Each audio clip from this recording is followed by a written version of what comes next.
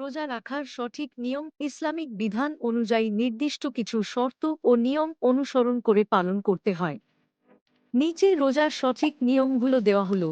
এক, নিয়ত করা। রোজার জন্য নিয়ত করা বাধ্যতামূলক। রাতের বেলা বা সেহরির সময় মনে মনে বা মুখে বলে নিয়ত করা যায়। উদাহরণ, আমি আল্লাহর সন্তুষ্টির জন্য আগামীকাল রোজা রাখার নিয়ত করলাম। 2, সেহরি খাওয়া।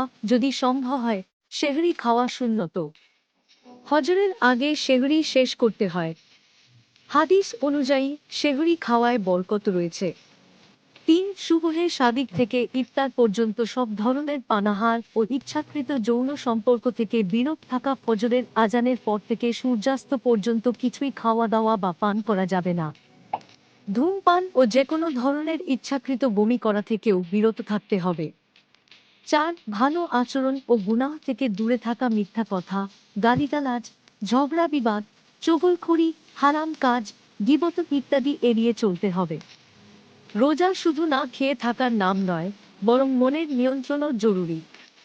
5, ইফতার করা। সূর্যাস্তের পর দ্রুত ইফতার করা সুন্নত।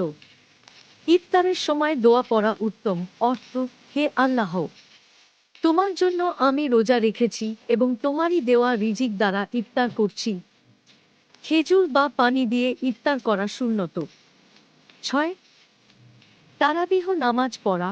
রমজানে বিশেষ ইবাদত। রাতের বেলা তারাবিহ নামাজ পড়া সুন্নত। কোরআন তিলাওয়াত, দোয়া ও অন্যান্য ইবাদতের সময় ব্যয় করা উচিত। 7, রোজা ভঙ্গের কারণগুলো এড়িয়ে চলা। ইচ্ছাকৃতভাবে খাওয়া, পান করা বা রোজা ভঙ্গকারী অন্য কাজ করা যাবে না। ভুলবশত কিছু খেলে বা পান করলে রোজা ভঙ্গ হবে না, তবে সেটা বুঝতে পারলেই সাথে সাথে মুখ ধুয়ে নিতে হবে। 8, কায়া ও কাফফারা। যদি কেউ অসুস্থতার কারণে রোজা রাখতে না পারে, পরে তা কায়া করতে হবে। যদি ইচ্ছাকৃতভাবে রোজা ভঙ্গ করে, তবে 6 দিন রোজা রাখতে হবে বা 6 জন গরিব মানুষকে খাওয়াতে হবে। কাফফারা।